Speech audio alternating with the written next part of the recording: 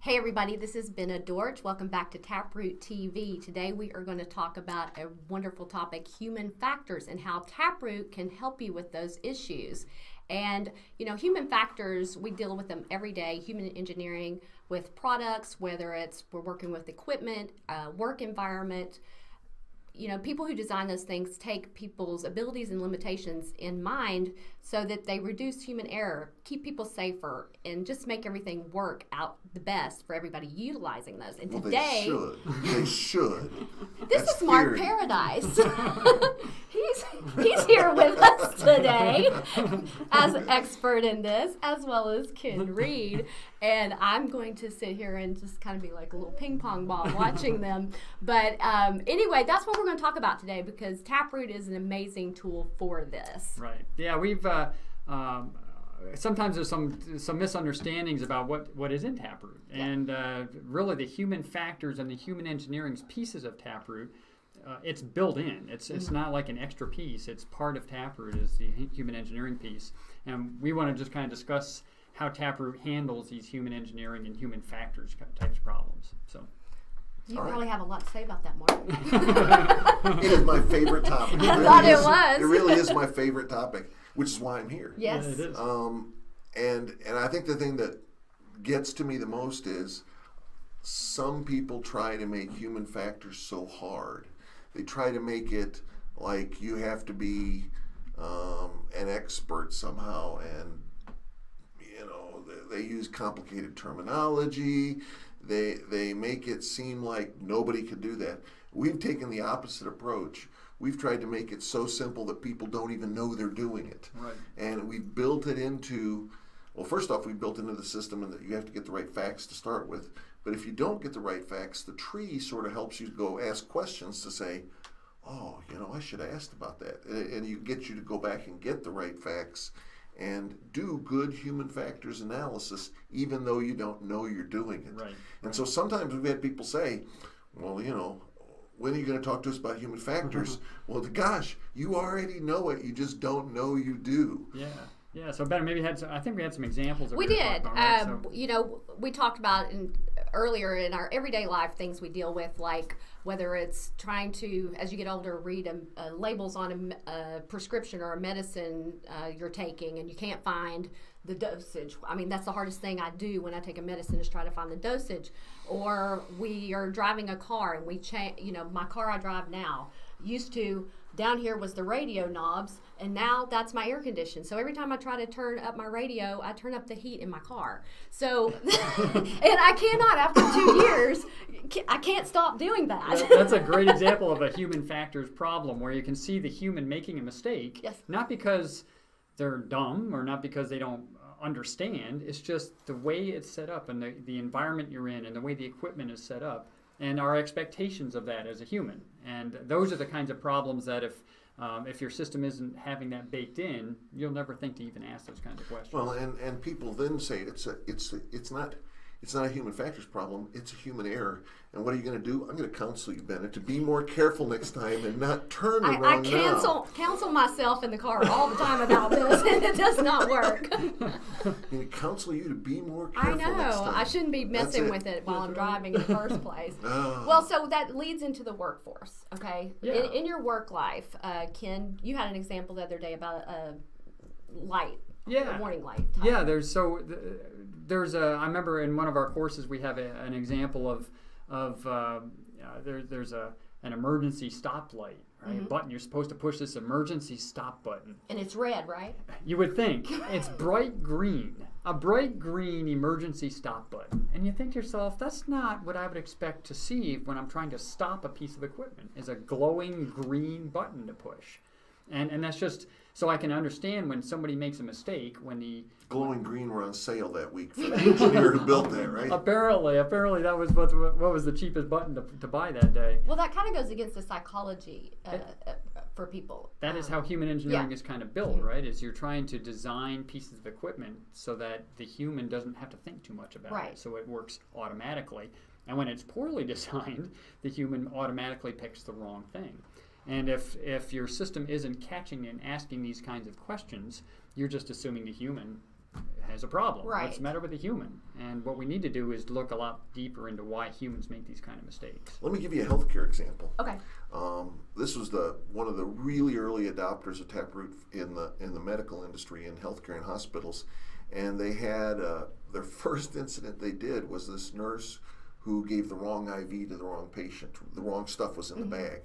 And they were thinking about firing her because she violated the 5 rights. You know, you have to have the right, let's see, what is it? The right medication, the right dose, the right method, the right patient.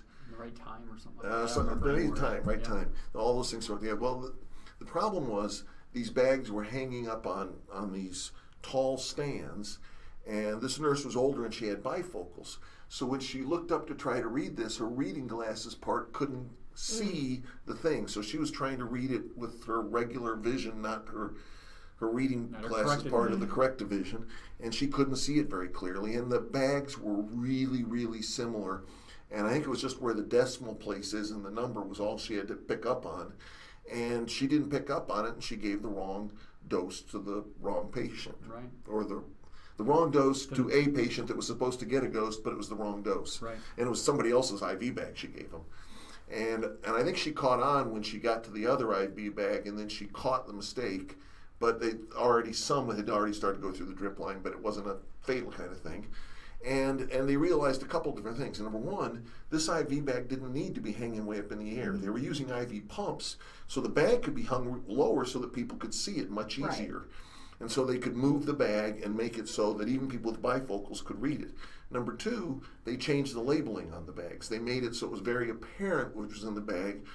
They printed things in different fonts, and they made it very easy to tell the difference between two, so that it wasn't, you had to pick up this little decimal point in there anymore. It was much easier to see. Yep. And so they changed 2 things instead of punishing the nurse or firing her, they changed 2 things to make this work easier for everybody. And those were human factors fixes. Right.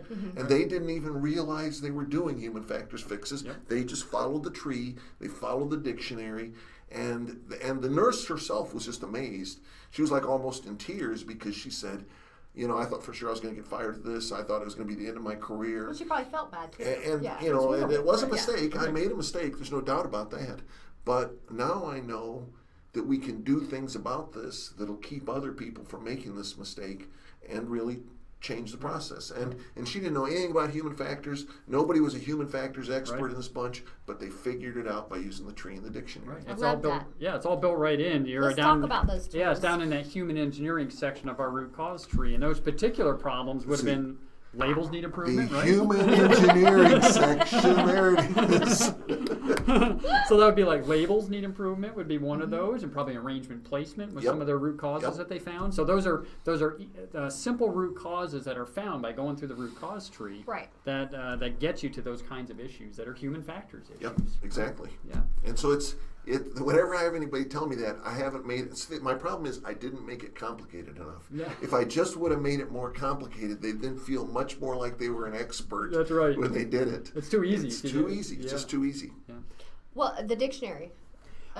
Amazing questions. Yeah, so when you get to the dictionary, first of all, as you work your way through the tree, the system is going to make sure that you're asking the right questions. And it starts off with that on the front of the tree.